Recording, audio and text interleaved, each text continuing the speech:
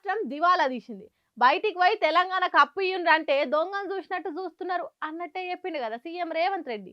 Hago దాని మీద మాజీ మంత్రి కేటీఆర్ ప్రెస్ మీట్ పెట్టిండు. ముఖ్యమంత్రి సాబ్ మాట్లాడిన మాటలల్లో ఉన్న నిజమెంత అబద్ధమెంత అనేది పూసగుచ్చినట్టు చెప్పుకొచ్చిండు. అరే కేటీఆర్ ఏం మాట్లాడిండు, సీఎం రేవంత్ రెడ్డిని ఎసోంటి మాటలు అన్నాడు అనేది ఒకసారి చూద్దాం పాన్రి. ఇంకెవరు రావన్నా? ఏం లేదు, ఫోన్ ఆన్ చేసి పట్టుకున్నారు.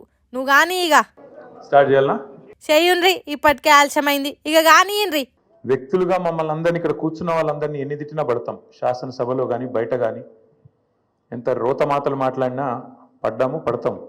ఏ గట్లెందుకు అంటున్నారు కేటీఆర్? ఉత్త పుణ్యానికి తిడితే ఎవ్వరు వాడొద్దు, ఊకోవద్దు. కేటీఆర్ గారి నాయకత్వంలో అమరుల త్యాగాల ఫలితంగా ప్రజల ఆశీర్వాదంతో సాధించిన తెలంగాణ రాష్ట్రాన్ని అవమానించే విధంగా, ఈ రాష్ట్ర భవిష్యత్తుకు ఒక శాపం పెట్టే విధంగా నిన్న ముఖ్యమంత్రి రేవంత్ రెడ్డి మాట్లాడిన దారుణమైన మాటలు ఏవైతున్నాయో అని చూసిన తర్వాత ఆరోగ్యం బాగాలేకపోయినా ఇంకోటి బాగాలేకపోయినా ఏదేమైనా సరే ఖచ్చితంగా నువ్వు పోవాల్సిందే, మాట్లాడాల్సిందే. పార్టీ తరఫున పార్టీగా మనం చెప్పాలి మన వాదన, పార్టీగా మనం చెప్పాలి తెలంగాణ ప్రజలకు కొన్ని వాస్తవాలు.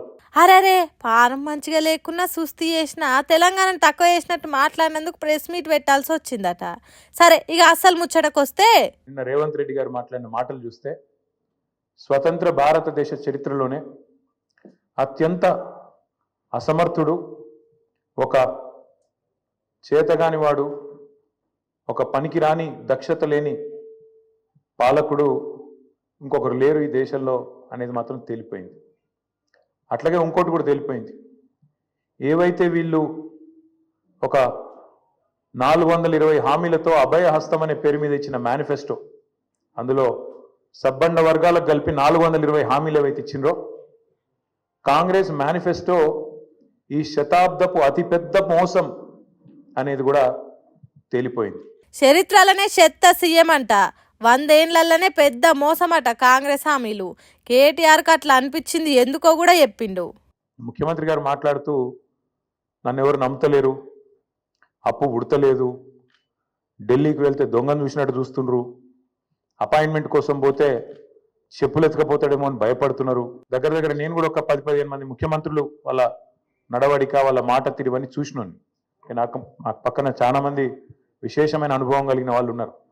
కానీ బహుశా ఇంత దివాలా కోరు మాటలు మాత్రం బహుశా ఈ దేశ చరిత్రలనే ఏ రాజకీయ నాయకుడు కూడా మాట్లాడలేదు. ముఖ్యమంత్రి కాదు, ఏ రాజకీయ నాయకుడు కూడా మాట్లాడలేదు. ఒక్క మాటలో చెప్పాలంటే రేవంత్ రెడ్డి గారు నిన్న నాకు పరిపాలన చేత కాదు అని కాడి పడేసిండని చెప్పక తప్పదు. చాలా స్పష్టంగా కాడి వాడేసి నాతో కాదు అని చేతులు ఎత్తేసిండు. కొత్త అప్పు పుట్టించరాకపోడు, బయటికి పోతే బద్నం పాలవుతున్నామని చెప్పుడు, నాతో అయితలేదని కాడి కింద వాడేసినట్టేనట. ఎక్కడ పోయినా దొంగలాగా చూస్తున్నారు అంటున్నాడు ముఖ్యమంత్రి. మరి దొంగను దొంగలెక్క కాకపోతే ఎట్లా చూస్తారు? దొంగను దొంగలెక్కనే చూస్తారు. నోట్ల కట్టలతో దొరికిపోయిన దొంగను ఖచ్చితంగా దొంగనే అంటారు, దొంగనే చూస్తారు. ఒక విశ్వసనీయత లేని ఓటుకు నోటు దొంగను కాంగ్రెస్ అనే ఒక ఎర్రి పార్టీ గుడ్డిగా నమ్మి సీఎం చేసింది, కానీ ఖచ్చితంగా దేశంలో మిగతా వాళ్ళు మాత్రం నమ్ముతలేరు. హాగో అట్లున్నదట సీఎం రేవంత్ రెడ్డి పరిస్థితి. అందుకే నేను అంటున్నా, తప్పు చేసింది రాహుల్ గాంధీ, తప్పు చేసింది ఏఐసిసి, దొంగ చేతికి తాళం ఇచ్చి ఇవాళ తెలంగాణ చేతికి చిప్పవచ్చే పరిస్థితి చేసింది ఖచ్చితంగా ఆల్ ఇండియా కాంగ్రెస్ కమిటీ, ముఖ్యంగా దానికి బాధ్యుడు లీడర్ ఆఫ్ ఆపోజిషన్ గా ఉన్న రాహుల్ గాంధీ గారు అని చెప్పి నేను చెప్తా ఉన్నా. అంటే రేవంత్ రెడ్డిని కాంగ్రెస్ పార్టీకి అధ్యక్షుని చేయకపోతే, ఒకవేళ చేసిన తెలంగాణ రాష్ట్రానికి ముఖ్యమంత్రిని చేయకపోతే ఇప్పుడు ఇట్లా ఉండకపోవు తెలంగాణ పరిస్థితి అన్నట్టు చెప్తున్నాడు కేటీఆర్.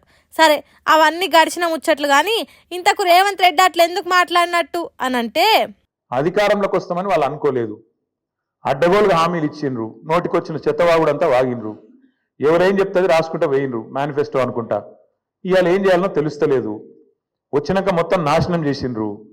అట్లాంటి పరిస్థితి వచ్చింది కాబట్టి ఇవాళ కేవలం తప్పించుకోవడానికి, కేవలం ప్రజలను ఇక మాత్రం కాదు తప్పించుకోవడానికి మార్గాలు వెతుకుతూ, దొంగతనం చేసినాక దొంగ పారిపోయేటప్పుడు ఎట్లయితే మార్గాలు వెతుకుతాడో ఆ పద్ధతుల్లో రేవంత్ రెడ్డి గారు ఇవాళ మాట్లాడుతున్నట్టుగా ఆయన ఫ్రస్ట్రేషన్ చూస్తుంటే కనబడతా ఉన్నది.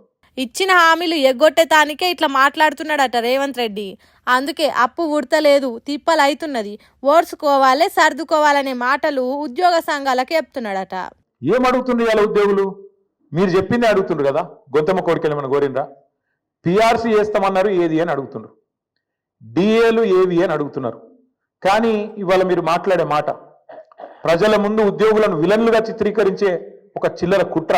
ఉద్యోగులకు ఇయ్యాల్సినే చెప్పినా హామీలు ఇయ్యాల్సి వస్తుందని ఉద్దర మాటలు మాట్లాడిండు సీఎం అన్నట్టు చెప్తున్నాడు. ముఖ్యమంత్రి గారు చేస్తున్నారో వారిని వాళ్ళ తెలంగాణ ఉద్యోగుల తరపున మేము అడుగుతున్నాం. భారత రాష్ట్ర సమితిగా అందాల పోటీలకు 250 కోట్లు ఉన్నాయి, కానీ పెన్షన్ రిటైర్ అయిన వాళ్ళకు మీకు పెన్షన్ ఇస్తుంది, కానీ రిటైర్ అయిన వాళ్ళకు రిటైర్మెంట్ బెనిఫిట్స్ ఇస్తుంది, కానీ పైసలు లేవా? ఇదేనండి ప్రభుత్వం. ప్రపంచ సుందరుల అందాలు చూసేటానికి ఆర్టీసీ కార్మికుల కష్టాలు కనబడకుండా దాచిపెట్టే ఉపాయం చేస్తున్నావా అన్నట్టు ఎత్తి ఒడిచినట్టు మాట్లాడిండు. నన్ను కోసుకొని తింటారా అంటుండు ముఖ్యమంత్రి. నన్ను కోసుకొని వండుకొని తింటారా? ఇది ఒక ముఖ్యమంత్రి ప్రభుత్వ ఉద్యోగులను ఉద్దేశించి మాట్లాడిన మాట. అయ్యా ముఖ్యమంత్రి గారు, నిన్ను కోసుకొని తినేంత పిచ్చోడెవడు లేడు. నువ్వే నీ తలమాసిన విధానాలతో రాష్ట్రాన్ని కాల్చుక తింటున్నావు. రాష్ట్రాన్ని సంవత్సరంన్నర రాచి రంపాన పెడుతున్నావు నువ్వు. హాగో అట్లా చేస్తున్నాడట రేవంత్ రెడ్డి. ఉన్నది గింత, ఖర్చు అయ్యేది గింత, ఇంకింత కావాలంటే ఏడికి పోవాలి మీరే చెప్పుండ్రి అని అన్నాడు కదా. హాగో దాని మీద ఇట్లా మాట్లాడిండు కేటీఆర్. మేమనేది ఏ ముఖ్యమంత్రి కూడా భారతదేశ చరిత్రలో ఈ 78 ఏళ్లలో తాను పరిపాలిస్తున్న రాష్ట్రానికి నీ శాపాలు పెట్టినోడైతే వాడు లేడు.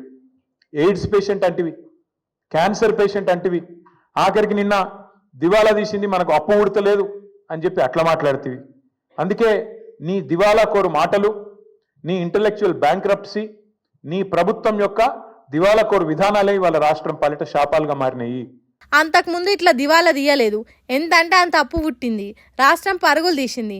మీ పాలన చేయబట్టే వెనుకకు పోతున్నదట. తర్వాత అప్పులకు సర్కార్ నెల నెల కడుతున్న పైసల ముచ్చటే చెప్పిండు. 6,000 తప్పే, 6,500 తప్పే, 7,000 కోట్లు తప్పే, 10,000 కోట్లు తప్పే, నెలకు 4,626 కోట్లు కూడా తప్పే. ఇది ఆర్బీఐ రిపోర్టు. దీని ప్రకారం నెలకు తెలంగాణ ప్రభుత్వం కడుతున్నది అసలు మిత్తి కలిపి కేవలం 2,000 కోట్లు మాత్రమే. ఇది కాగు లెక్క, ఆర్బీఐ లెక్క, ఇదేదో కాకి లెక్క కాదు. ఇన్నరా అసలు లెక్కలు పక్కకు పెట్టి మొత్తం అబద్ధాలే ప్రచారం చేస్తున్నాడట సీఎం సాబు. అట్లాగే ఆర్థికంగా రాష్ట్రాన్ని పరుగులు పెట్టించి దేశంలోనే అగ్రగామిగా తయారు చేసి బంగారు పల్లెంలో పెట్టి నీకు అధికారం అప్పచెప్తే 17 నెలల కాలంలోనే అస్తవ్యస్తం చేసింది నువ్వు కాదా? ఉత్తగా బద్నాం వేస్తున్నట్టు కాదు, తెలంగాణను ఎట్లా అస్తవ్యస్తం చేసిండ్రో పొగుడుతో చెప్పిండు. రియల్ ఎస్టేట్ పడిపోయింది, రిజిస్ట్రేషన్లు తగ్గినాయి, జీఎస్టీ వసూలు ఆగమైనాయి అన్నట్టు వరుస పెట్టి చెప్పిండు. ఒకవేళ రాష్ట్రం పరిస్థితి మంచిగా లేకుంటే ఏం చేయాలి, దాన్ని చక్కదిద్దేతందుకు ఏమేం చేయాలనో ఆలోచన చేయాలి కదా పెద్ద మనసుతోని. ఆగో అది రేవంత్ రెడ్డి చేస్తలేడట. ఎందుకు జరుగుతున్నది ఇది? ఒక కుటుంబ పెద్ద నిజంగా మన ఇంట్లో సమస్య ఉంటే కూడా కడుపులో పెట్టుకుంటాడు, కాపాడుకుంటాడు, 4 గోడల మధ్యలో మాట్లాడుకుంటారు. కానీ బజార్లో పడి మా రాష్ట్రం దివాలా తీసింది, మా రాష్ట్రం సంకనాకిపోయింది, మా రాష్ట్రం పూర్తిగా ఎయిడ్స్ పేషెంటు, క్యాన్సర్ పేషెంట్ అని ఎవడన్నా మాట్లాడతాడా? This is the intellectual bankruptcy of Congress party. That's why I said the state of Telangana is not bankrupt. ఇట్లా మాట్లాడు తెలివి తక్కువతనం, అంతేగాని తెలంగాణ విలువ తక్కువ కాదట. ఇట్లా కూడా మాట్లాడచ్చు అని. ఢిల్లీకి పోతే అపాయింట్మెంట్లు ఇస్తలేరు, చెప్పులు ఎత్తుకపోతారేమో అని చెప్పి కలుస్తలేరు అన్నాడు. అమ్మతోడు చెప్తున్నా ఈ మాట. నేను ఎవరు చెప్పులు ఎత్తుకపోతారట? అరే చెప్పులు ఎత్తుకపోయేటోళ్ళు వేరే పార్టీలు ఉన్నారు ఇక్కడ, అది వాళ్ళ కథ వేరు. చెప్పులు ఎత్తుకపోవడింది నాకు అర్థం కాదు. ఢిల్లీకి పోతే అపాయింట్మెంట్లు ఇస్తలేరు, ఎవరు ఇస్తలేరు? రాహుల్ గాంధీ ఇస్తలేడు, వరకు కరెక్టే, నీకు ఇయ్యరు కూడా. ఎట్లు ఇస్తారు? నీకు తెలిసిపోయింది నీ కథ అంతా. అందులోనట ఈయన ఎకానమీ క్లాస్లో పోతుండట. బా ఫోటోలు మొత్తం బయట పెడతాం, ప్రైవేట్ ఫ్లైట్లు, బిజినెస్ క్లాసులు, మీ ట్రిప్పులు మొత్తం ఫోటోలు బయట పెడతాం. సోషల్ మీడియాలో ఇప్పటికీ తిరుగుతున్నాయి, మళ్ళీ పెడతాం.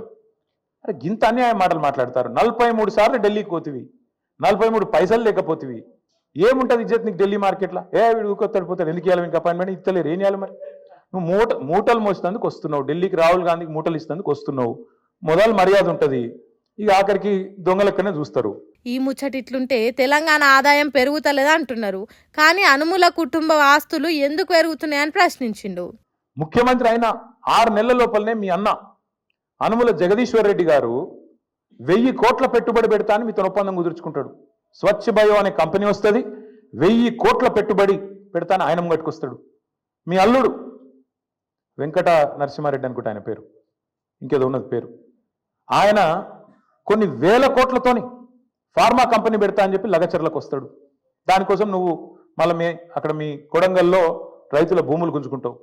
ఎక్కడికి వెళ్ళి వచ్చినాయి వేల కోట్లు మీ అన్నకు మీ అల్లుడికి?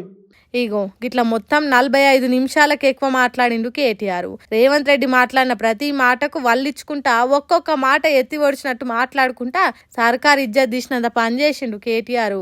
ఇక మరి దీని మీద సర్కారు ఏ తీరులో రియాక్ట్ అవుతుందో ముందు ముందు చూడాలి.